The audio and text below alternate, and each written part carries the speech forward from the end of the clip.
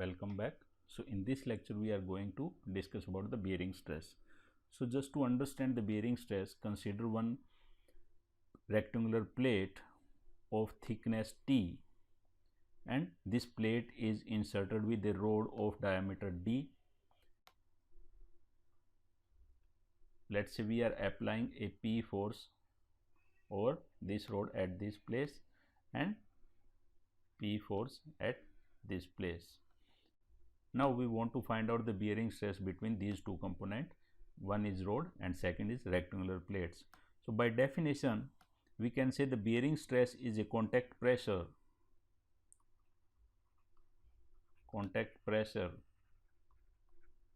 between separate bodies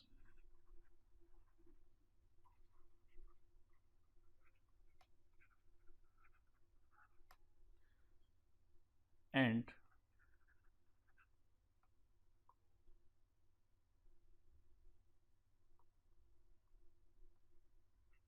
mathematically we can write sigma B equals to P over characteristic area, or we can say normal area perpendicular to P. So just to understand this characteristic area or normal area, or we can say projected area, let's cut this plate from this section. So we just make a section over this place. So we just make a section over this place. So if we cut this plate at this place, then we can see this type of section. So here this is the characteristic area or projected area, this rectangular.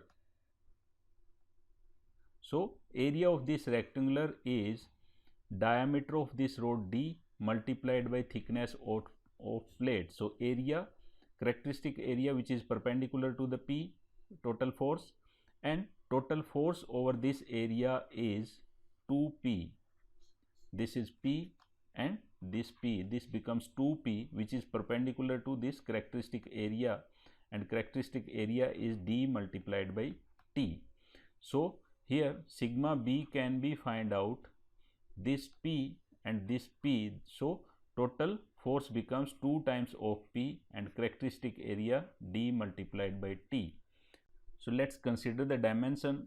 Let's say T equals to 10 mm and diameter of rod equals to 20 mm, and let's say P equals to 10 kilonewton and this P is 10 kilonewton.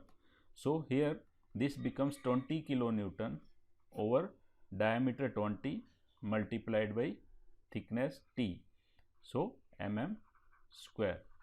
So if we solve this, this becomes 20 multiplied by 10 raised to power 3 Newton, and this becomes 200 mm square. So from here sigma B becomes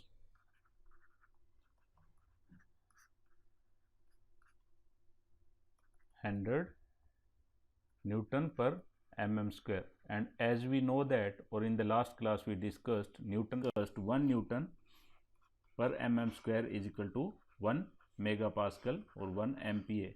So sigma B from here we can write 100 MPa. So this is bearing stress between rod and this rectangular plate at this surface.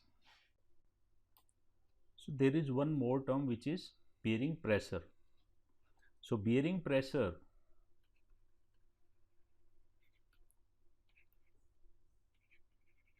So just to understand the bearing pressure, let's take an example of shaft and bearing. Suppose this is bearing and one shaft is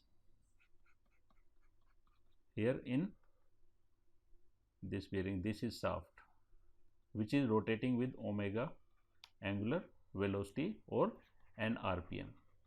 So if this shaft is not rotating or it's in rest, then we can find out the bearing stress between. So we can find out the projected area by using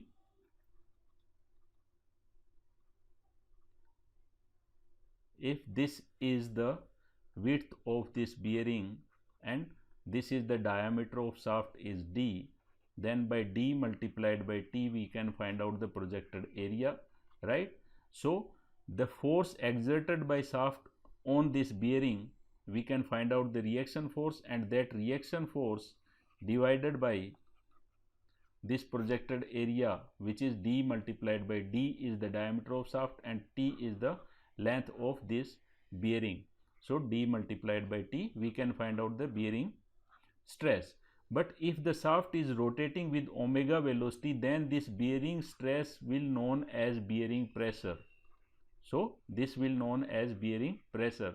So the basic difference between bearing stress and bearing pressure is, if both of the bodies or object are static, then this bearing pressure will known as bearing stress, and if both of the object are in the relative motion, as we have taken the example of bearing and shaft here, then this bearing stress will known as bearing pressure.